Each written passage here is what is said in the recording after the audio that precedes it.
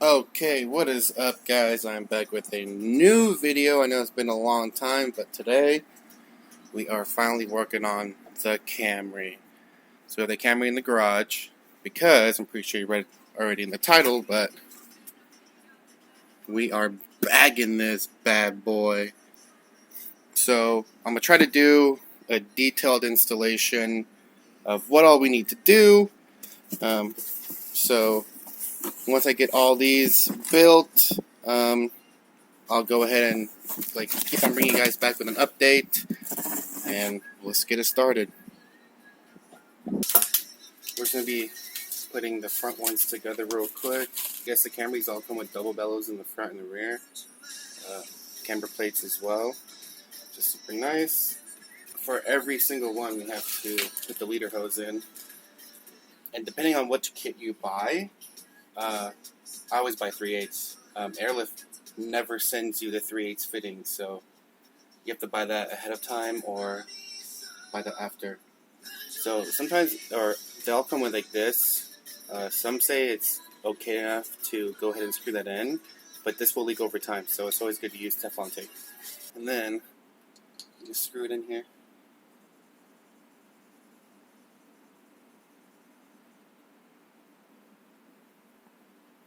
Oh, this one actually went in pretty nice. So they say hand tight, and then a turn and 3/4 after hand tight. Okay. Hopefully that won't leak.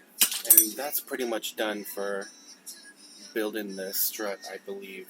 So, okay, before I forget, before you start taking off stuff, once you connect the leader hose, make sure, remember I was telling you that Airlift only sends like 1/4 inch fittings. So this is one of the fittings, a straight that connects to the hose, and then this connects to the Airline. So make sure you get the right sizes, or else when you're doing this, you have to run to the store or have to order this online because not a lot of places carry this. So this is a aftermarket one. It's an upgrade over the Airlift ones. Airlift ones, I think they can only hold like 140 or 180 psi before they start kind of leaking. This one is rated for like 400 to 500 psi. I have this on my Z as well. He's over there chilling in the sun. So now, when this is on, let's go ahead and start taking off the stock suspension and seeing how this looks. So the one on the right there is a 22 mil that holds the knuckle to the strut, I think, and then that's a 14 for the brake line, and then that one right there for the end link, I think, that's a 17. So let me go ahead and get all these off, and we'll move to the top, and then we'll get that off too, and this should just kind of just fall off together. Alright guys, so as you can see, oh god, I'm having a huge brain fart right now. What is that called? Oh gosh. The end link, there you go. End link is out. I have the nut is there holding it up because that little part right there that's hanging, that's like disconnected, make sure you disconnect that, or else whenever you take these two big bolts out and it drops, it'll snap that, and that's what holds this little wire, another brake line or something, whatever that is. So we're pretty much done here. I wanted to make another thing just to remind people to remove that.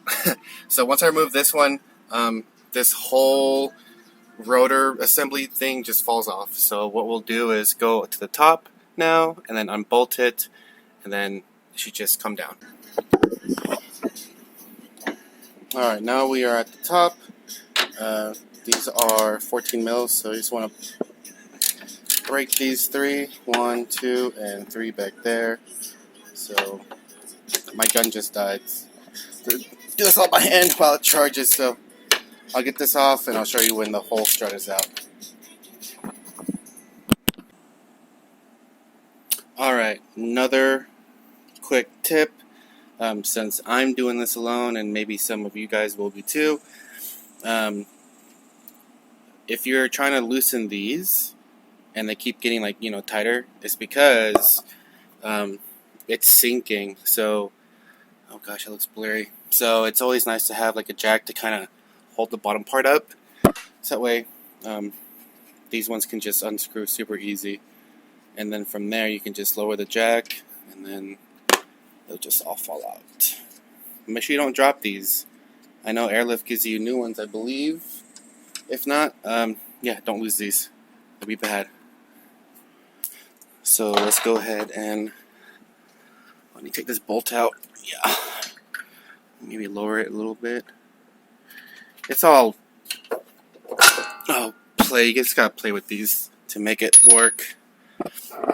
So now, let me go ahead and put the camera down. So we're just gonna pretty much pull this back. Oh, you can see it's already breaking, and this will come right out.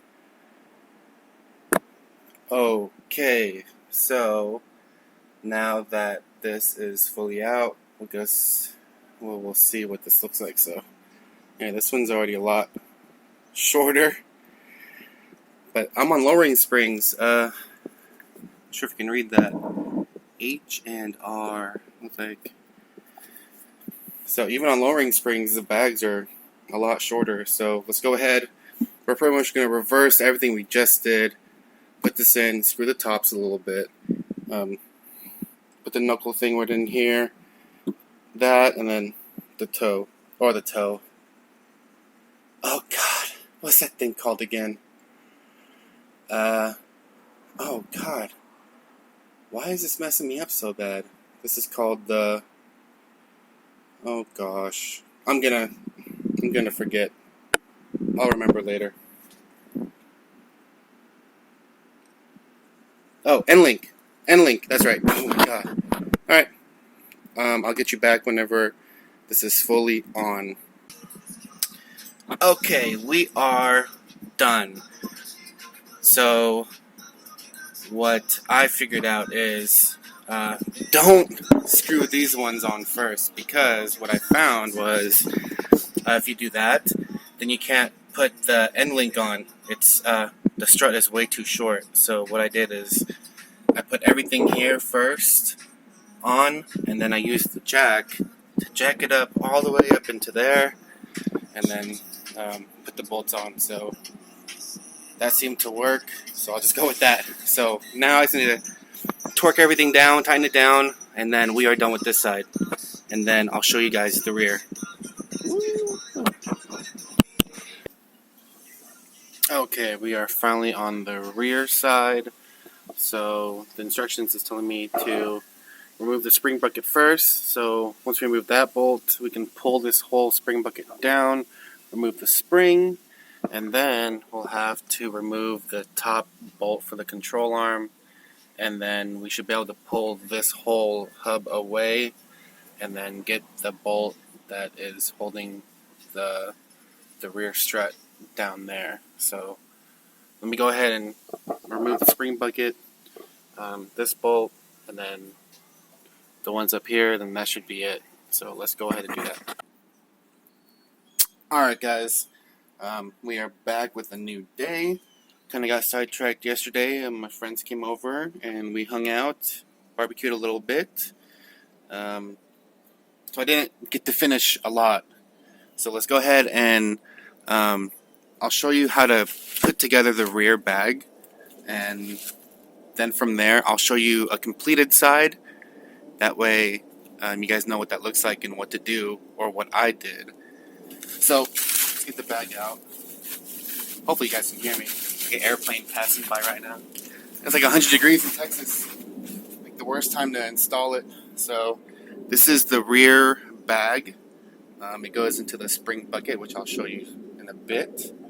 And then this is, I don't know what these are called, but this goes on top like that. Oops. Hopefully you can see that. It goes on top just like this. And then there's another thing that goes on top of that, which kind of protects, gosh, see, I'm always bad with the names. which protects your fitting. So, and the fitting you'll need here is a 90. So, like I said previously, you'll have to buy these. You can buy these before you buy your bags if you're going 3/8. Oh my God! But so what you want to do is you want to put Teflon tape on here and then screw it in. So let's go ahead and do that real quick. Whenever you put in Teflon tape on, just try to keep this, area clear and open. So there is one big screw for the top, and that's where you want to screw that in. So it's kind of hard to videotape and screw, but if you know what I mean. So let's go ahead and put that. Put that on. That is I believe 15 mil. So we'll just use a little 15 mil and twist it. I know the instructions say to hand tie it and then twist it like almost 2 turns, but I like to twist it until I feel like it's still. It's not impossible to keep turning it, but it's like really tight. So let's do that, and then you can still twist this thingy. So then that's done. We'll put this little bracket piece on, and I don't think it matters which way it goes. I think it's all the same size, but it's going to go something like that. And then in the bag, in the rear bags, they give you these bolts. 2 big bolts, and then 2 locking washers.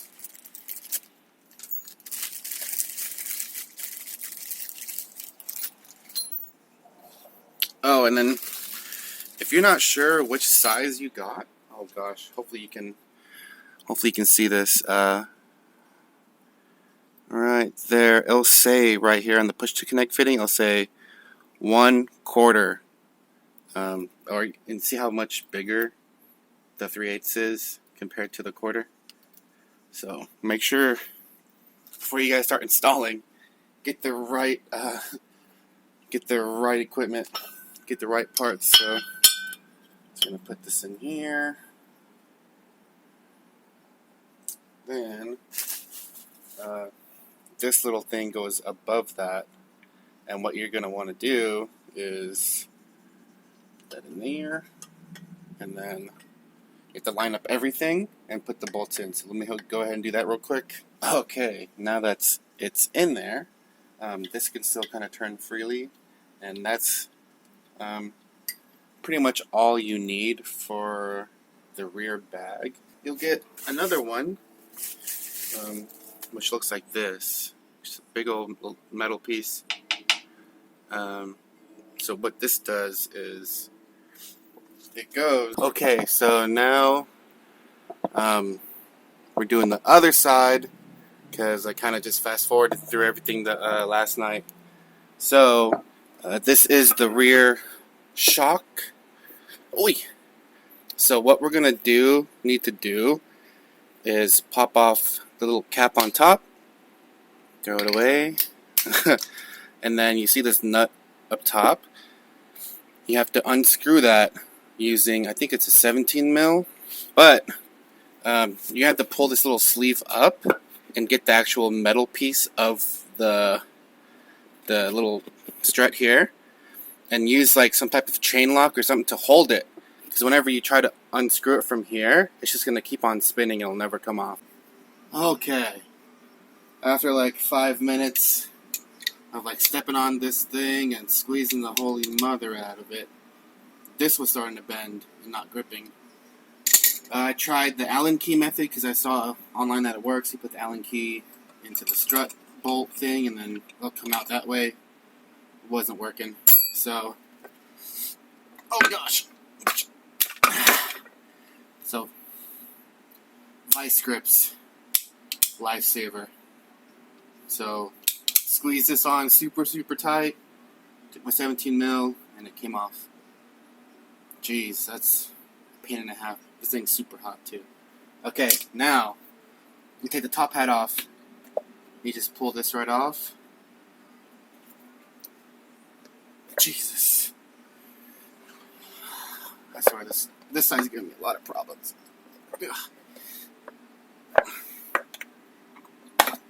There we go. rip that off.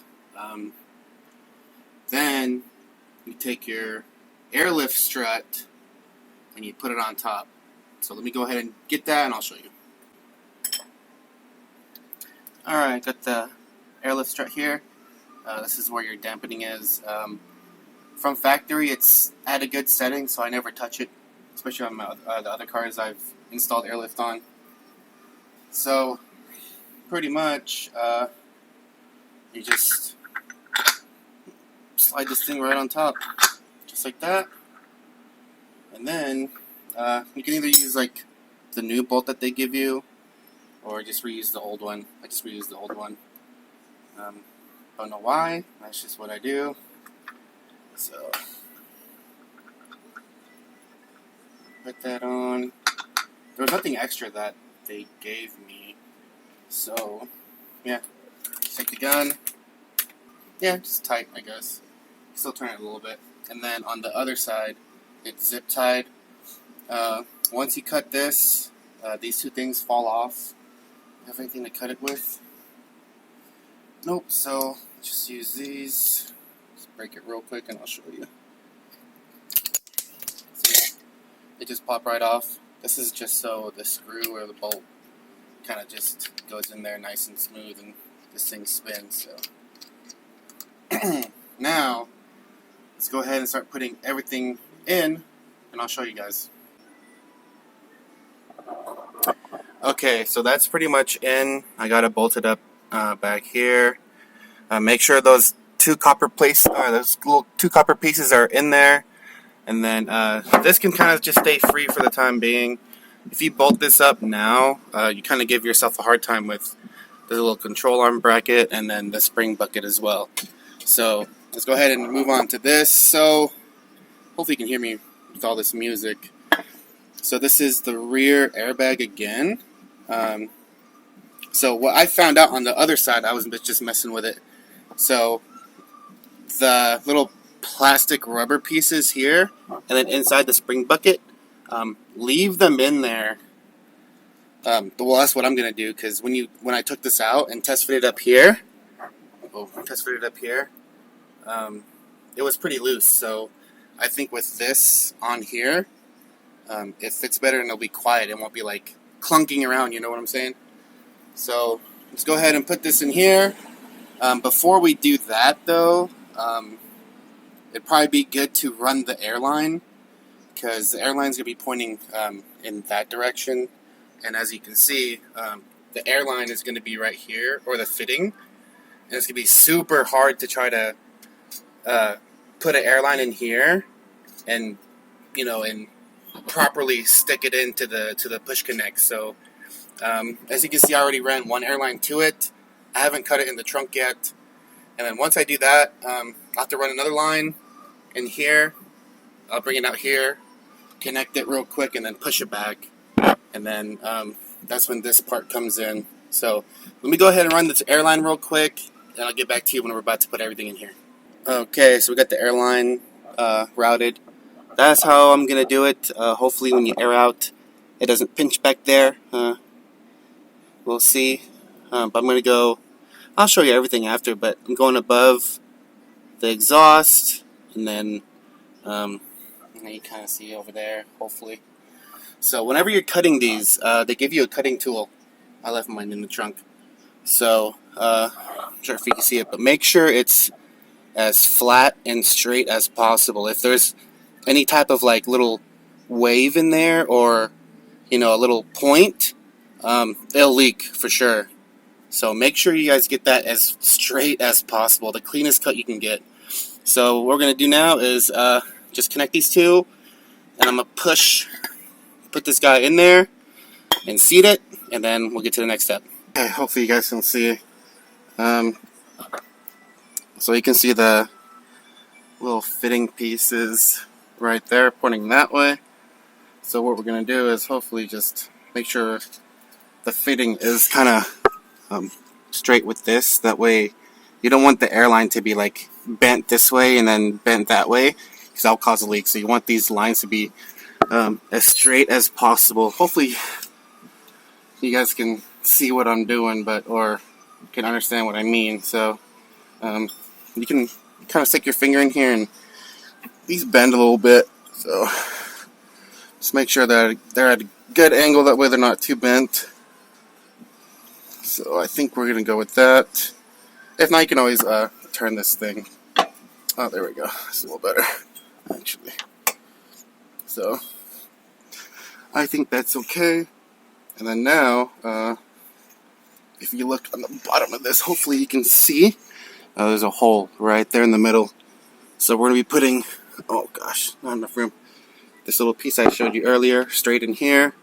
And there's a long bolt that goes up there. So let me put you down, and hopefully you can see it. It'll just screw up in there. See it? And sometimes you have to like kind of play with the bag, that way it'll screw in there nice. You don't want it to screw in there and be at like a bad angle or something, you know. There we go. Nice and hand tight. And then I'll get my,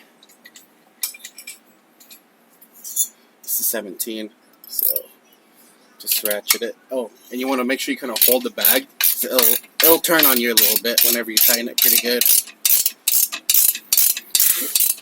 Oh, something's fell in my mouth. Okay, so now you just want to kind of check on the fitting again. Make sure it's, you know, pretty straight. If not, just bend it a little bit and try to. Because once it's in there, that little shield that I showed you earlier, there's like no room to play with it. So, ouch. Just try to make sure you get a good angle, make sure it's straight, and then, yeah, then you're pretty good. Oh, shit keeps falling in my mouth. Alright, next step. Alright, next step is to pretty much put everything back. Remember, like I said, this one is kind of last. Make sure you can put this one in, and then the spring bucket. For some reason, they all look kind of like bent. Like, you know, they're not like straight with each other, so you have to kind of like finesse it a little bit, especially with this one, you see? It's like, this one's like crooked like that, and this one's just straight. So you have to really mess around with it. This takes a little time. It's really nice to have a jack right here. So let me go ahead and put everything back, and then I'll show you what it looks like. Now that you have everything in, everything's just hand tight right now. You don't have to worry about that. I'll explain later. But if you're having trouble with this one last, this can also like decompress, so you can pull this down and then make it fit better. So once you have everything pretty much in there, go ahead and tighten everything up, and then we'll work on the electrical next, I guess. Or we can run the front airlines. Not sure. I may be taking a break after this because I am pooped. I'm a fat boy. So yeah, get back to you when I tighten up everything. Alright guys, we are back. So, kind of got sidetracked again last night, but I ran all the airlines, and then I started taping up the harness. And what I forgot is I have 2 compressors, so they give you 2 harnesses, and what you're supposed to do is supposed to tape them together. But you know what I did? I just taped one. Can you see it? I just taped one, and then last night I got done taping this, and then I remembered I had this one. I was like, oh my god, because you're supposed to tape them together. And then that was like the final straw for last night, so I called it a night. So what we're going to do, I went to O'Reilly's last night to pick up an antifuse, because that's what you need. And then I need to go to Home Depot, because I can't find all the bolts and screws that they give you for the trunk setup. I don't know where I put it. So I need to go buy some of that, and then we are good to finish. So let's go ahead. We're going to take the Z, and then I guess I'll give you guys an E85 cold start, but my E85 cold starts are kind of trash. They don't sound like other Zs I've seen on YouTube, so let's go ahead and do that real quick.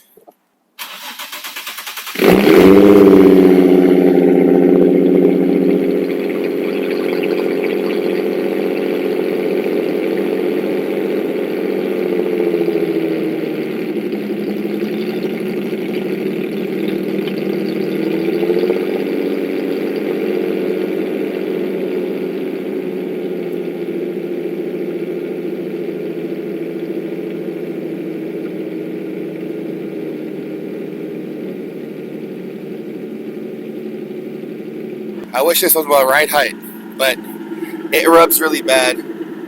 I'm slowly rubbing off all the tire. So, alright, so let's go to Home Depot, and then I need to go to Walmart because my friend told me that they have some certain Hot Wheels over there. So, let's go. Alright, so now I taped everything up together this time, and now we are starting to run it. So, for me, I didn't take anything out, none of the back cushions or anything. I simply took a wire or this little metal hook thingy. I'll show you where I put it. So if you go back here, oh gosh, hopefully you can see.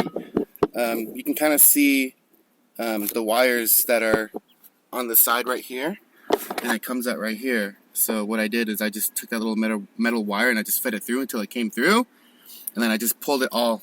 So now what I'm going to do is I'm going to keep pulling it. Trying not to rip this, so make sure whenever you pull this, you kind of just push and pull this at the same time too, to kind of prevent stuff from kind of rubbing against the metal and stuff in here. And then we'll just continue to run it through. We'll follow this wire all the way through, up through the firewall, and then to the battery, and then I'll show you the next steps. So let's get to it. Now that we pretty much had all the wires run inside, and then now it's in the driver's side footwell, it's time to try to get the wires through the firewall. So I'm not sure if you can see, but the firewall is like way deep in there. You probably can't see that right there, maybe. And so I googled online how to get access to here. So they say you have to take off this little engine brace strut thing. So it's 2 14s and then 1, 2, 3 10 mils, and I'll show you on the other side. That way you can just kind of get a reference. So you have to do it on both sides to get this taken off. So 1, 2 14s, and then 2 10s, and then one more 10 right there, and then this should just kind of pop off and give you access, or better access, to everything. So on the forums it said to remove the windshield wipers, but I really don't want to do that, so I'll try this way first. You just need to get some type of, I just made this, some metal puller string to poke a hole through here and put it in, and that way you can tape the inside wire and pull it through. But we'll see. I'll let you guys know. Hopefully you guys can see everything. Hopefully that's a little better. So now I got all the bolts off on the driver's side, and on the passenger side you can kind of see that's, hopefully you can see that's already kind of off. So let's go ahead and just lift it. Yeah. Should just, there's a little, it's clipped on right here. So once you get that clip off, then this should come out. So alright, so now that we got the strut brace off, we're gonna tape the harness wire onto the little metal rod. As you can see, it's hot in here. Hopefully you can see that I just poked a hole through the firewall and it came out the other side. So let's go ahead and go to the other side and try to pull this bad boy out. Okay, and just like that, it is through. I had to poke another hole because the one I did poke wasn't that great, and I had to use a little X-Acto knife to make the hole bigger. But in doing so, kind of got myself being a dummy. So let me go ahead and patch this up real quick, and we're back with the Z. Just kidding. Alright, so I think this, hopefully you guys can see it, this is the setup I'm going to go with. Just something kind of simple and easy. This is just a big block of wood, and then I made like a little bracket for the manifold. This cost like $1.80 at Home Depot, and I just bent it. So this is just a mock-up of everything. I'll be taking this off and painting it black, and then I'm going to wrap the board and this piece of wood in like some type of black carpet to hopefully try to hide everything. So this is the raw look. Oh geez, I can't turn it anymore. So yeah, next time you guys see this, it will be hopefully done. It's starting to get sundown, so I gotta finish this soon. Jesus Christ, sounds like shit. And then, yeah. So hopefully the next time you see me, this will be all prettied, and then this will be going in the trunk, and then we'll try to start it up and do the pre-steps. So, see you guys. We're almost done. We're almost there. Hang in there.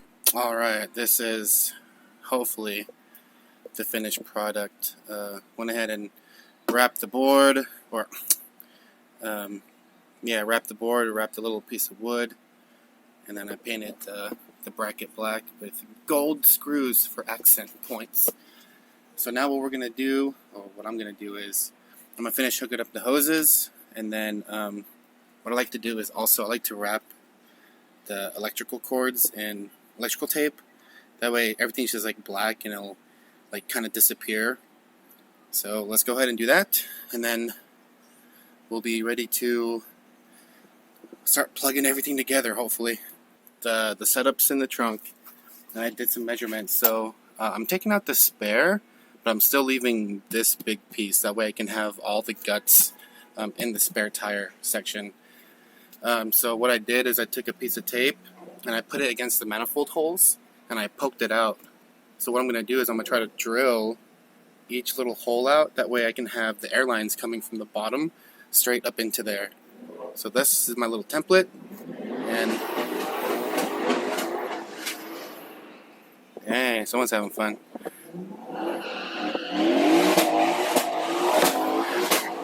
Jeez. Dang. Okay. So this is my template. The first one I did, like when I drilled it, it kept on going all over the place. So I'm gonna try to do like a nice little pilot hole all the way down first and see if that does anything. So once I'm done, and I'm gonna cut out the little hole here too for the manifold power, and then I have to do the same or similar to the carpet that I'm going to be putting on top. So, alright, I'm not sure if this is the smart thing to do, but this is the marky thing I do. So, remember this template? I made another one, and I put it here. So that way, they'll go through that little, that other styrofoam piece, and up here, and then just straight up. So, hopefully, this works. Cut up the carpet.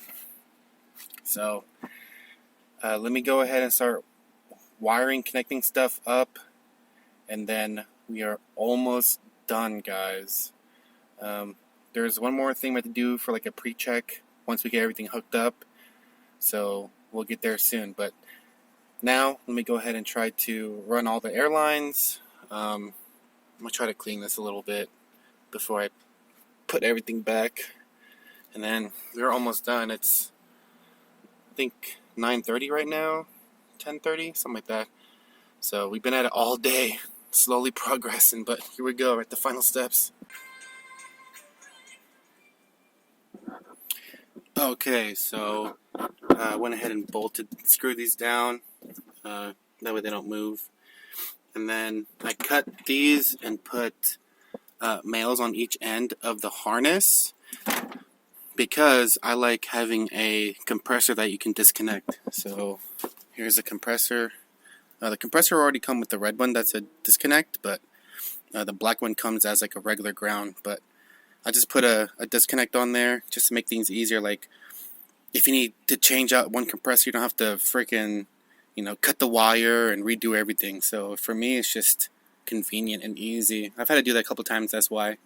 But if you're running one compressor, then you just have this harness. But if you're running two, you'll have another one. So this cord is very important. If you have two compressors, you're going to want to connect these two. And what this does is it pretty much tells the harness, hey, we have another compressor, so they kick on at the same time. So this is what kicks on the second one if you have a second one. So we're pretty much done. Make sure all your lines are labeled. I put a lot of slack just in case. Sometimes, you know, it leaks and you need to cut. Leaking, you need to cut. So it's always nice to have. Plus these, you know, these can bend pretty well. So, but you don't want to do like a 90. If you do like a 90 kink, then you're done. You have to cut it. So let me go ahead and put everything back, attach everything, and then we can run to the next step. Almost there. So we're pretty much done putting all the lines in. I mean, it's not perfect. So I pretty much have these kind of sticking out. I cut a little bit of this and then a little bit of this side so I can get everything through. And then when we get everything on top, like the trunk setup, we'll make some minor tweaks. But that is pretty much it with this. Hopefully everything will stay down with the weight of the trunk setup, but we're getting there. I mean, it's honestly really not the best, but this is what I decided to do. Hope you guys like it. We are finally done.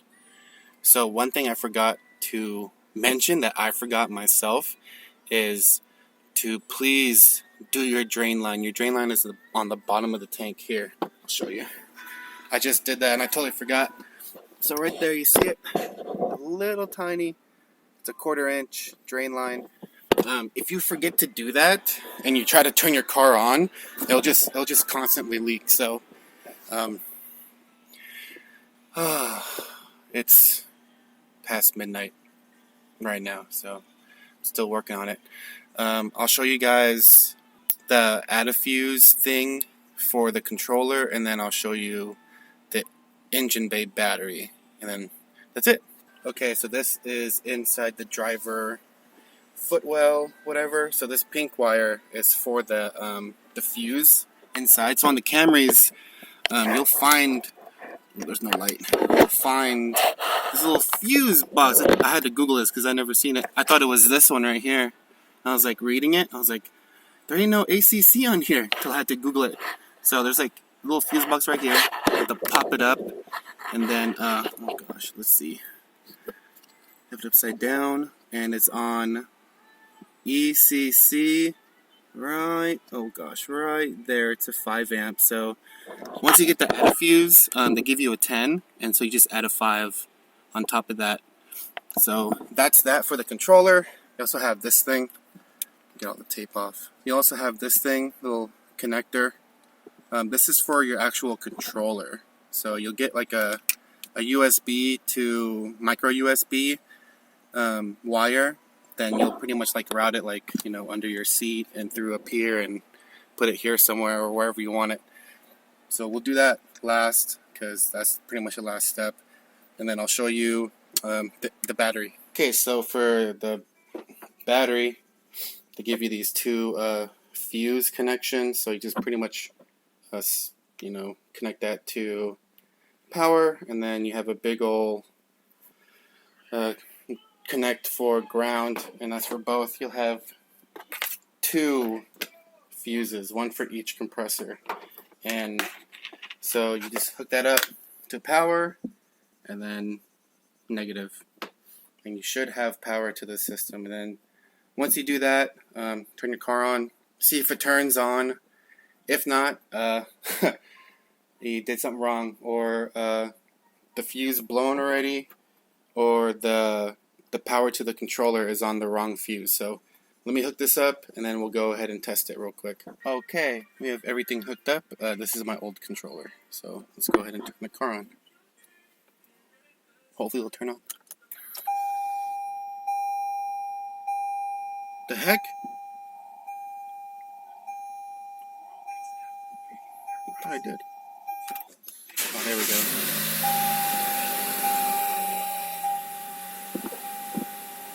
Oh, so the controller is not turning on.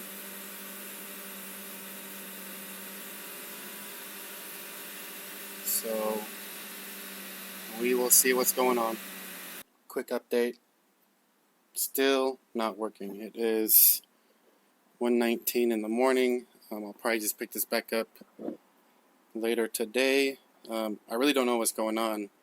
I have power from both terminals from the battery, Both fuses have power.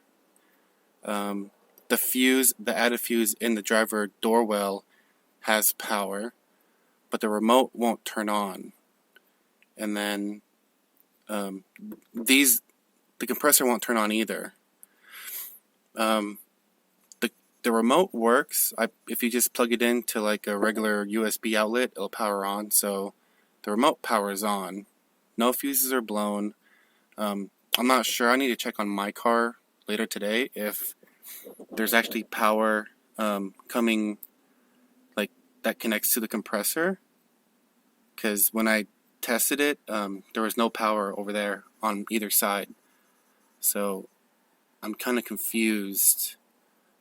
I even changed the ground to like a different, they have like two little bolts on there. I changed to a different side. Nothing either. So I'm kind of stumped. I tried to Google stuff why it would happen, but I really can't find anything in my situation. So I've been at this all day, kind of tired, kind of mad. But we will pick this back up later. And hopefully we'll figure out what the heck is going on. So, next morning, what I did, let me turn the flashlight on. I didn't check this connection. And whenever I checked it with the meter, I wasn't getting any power. So, as a test, I just cut both sides off and just, hardwired them together as a test. And then the controller still wouldn't turn on.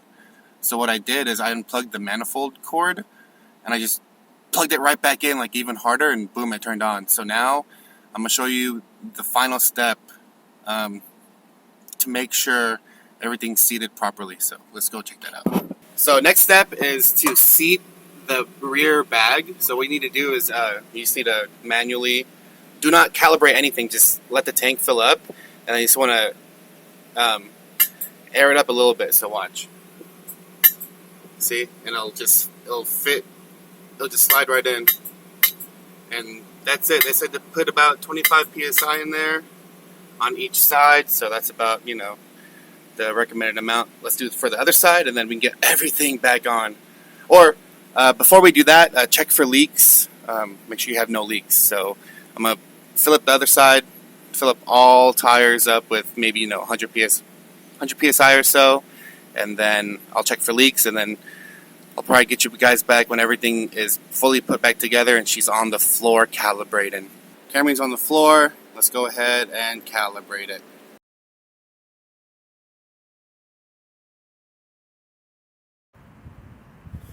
Okay guys, we are officially done. I think I pretty much showed everything what was wrong. Oh, no, I did not.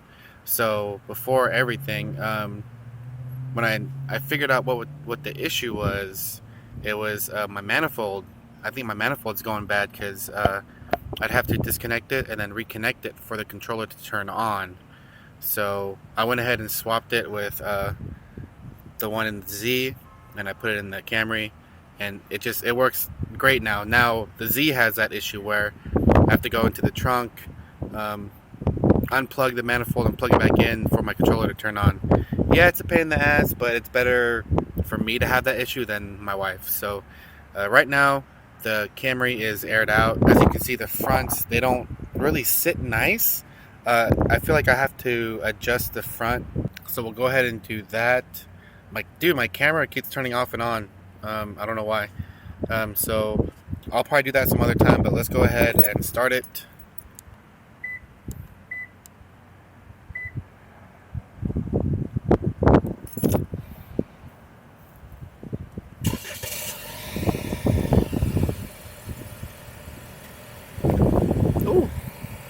So that's currently the ride height that we have.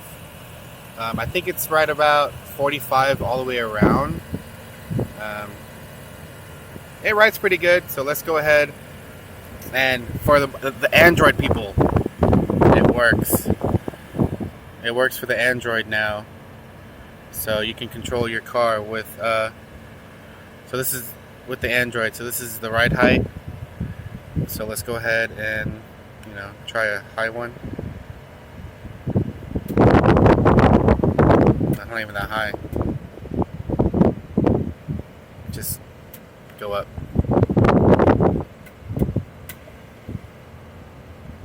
And let's air out. So for the trunk, I'll have to show you, but let's go ahead and air out real quick.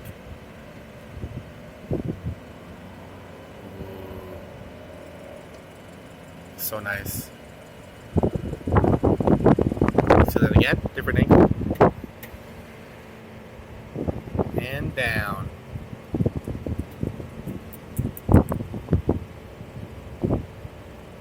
Oh, I don't know why this happens a lot. You get the faults in there.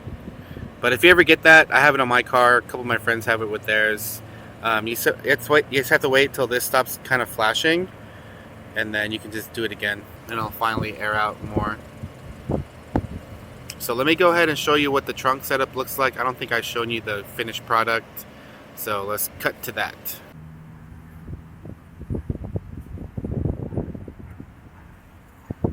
Oh, that was cool. So this is the trunk setup. I pretty much cut holes in the carpet and then that little plastic floorboard and the styrofoam like you seen earlier. This is the manifold that actually was supposed to came with the Camry, but I swapped. Keeps cutting. So once I swapped it out, all the issues went away. I do have to take these little things off, so I don't think I'll be moving these things anymore. So this is the basic trunk setup. I was thinking about maybe putting some LEDs on the top. Not sure, but that's it for now. If you have any questions, guys, if I missed something, just please let me know. This will be a long video, but I hope that people that do it at home find this helpful. So leave any questions, comments, or anything, let me know. And that's it, pretty much. I just gotta find some wheels now. And if you want to follow me, this is my Instagram. But I think I might make a new one for the Camry. Just not sure yet. So let me know. See you guys in the next video.